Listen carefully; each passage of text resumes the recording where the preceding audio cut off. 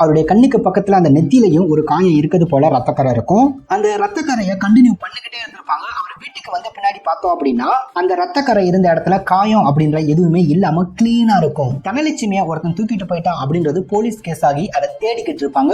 அப்போ இவர் ஓட்டி வந்தக்கூடிய அந்த காரை பார்த்தோம் அப்படின்னா கண்டுபிடிச்சிருப்பாங்க மோப்ப நாயை வச்சு.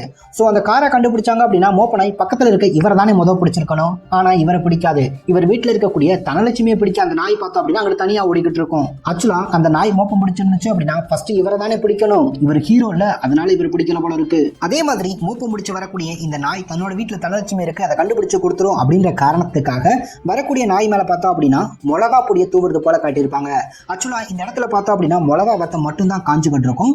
மிளகா வத்தை காயிற இடத்துல மிளகா பொடிக்கு வேலையே இல்ல.